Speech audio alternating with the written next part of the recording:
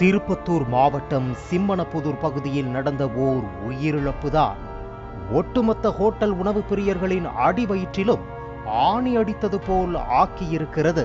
திருப்பத்தூர் மாவட்டம் சிம்மனப்புதூர் பகுதியைச் சேர்ந்த பொறியியல் பட்டதாரி பாலாஜி சில வருடங்களுக்கு முன்புதான் இவரது தந்தை வெங்கடேசன் உயிரிழந்தார். இதனைத் தொடர்ந்து தனது தாய் ராஜேஸ்வரியுடன் வாழ்ந்துள்ளார் பாலாஜி. ஆனால் தனக்கு இப்படியொரு மரணம் ஏற்படும் என அவர் கனவில் கூட நினைக்கவில்லை. கடந்த மார்ச் 1ஆம் தேதி பாலாஜியும் அவரது தாயாரும் கிருஷ்ணகிரி மாவட்டம் சிங்காரப்பேட்டைக்கு சென்று வீட்டுக்கு தேவையான பொருட்களை வாங்கி வந்துள்ளனர்.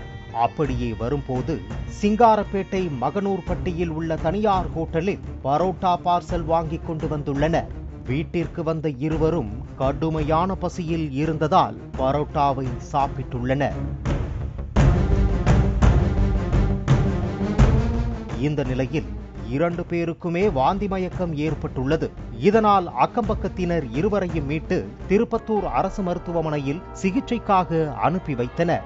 அப்போது மருத்துவர்களின் பரிந்துரையின் அடிப்படையில் கிருஷ்ணகிரி அரசு மருத்துவக் கல்லூரி மருத்துவமனைக்கு மேல் சிகிச்சைக்காக அனுப்பி வைக்கப்பட்டனர். ஆனால் சிகிச்சை பலனின்றி பரிதாபமாக உயிரிழந்தார் பட்டதாரி இளைஞர் பாலாஜி. கணவனையும் இழந்து மகனையும் இழந்து துடிதுடித்த ராஜேஸ்வரியும் சிகிச்சை பெற்று வருகிறார்.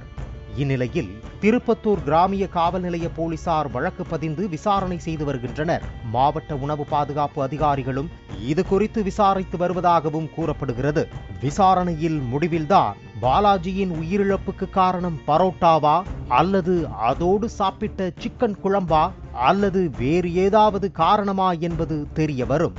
ஹோட்டலில் பரோட்டா சாப்பிட்டு வாலிபர் உயிரிழந்து தாய் சிகிச்சை பெற்று வரும் சம்பவம் அப்பகுதியில் பெரும் பரபரப்பை ஏற்படுத்தியுள்ளது.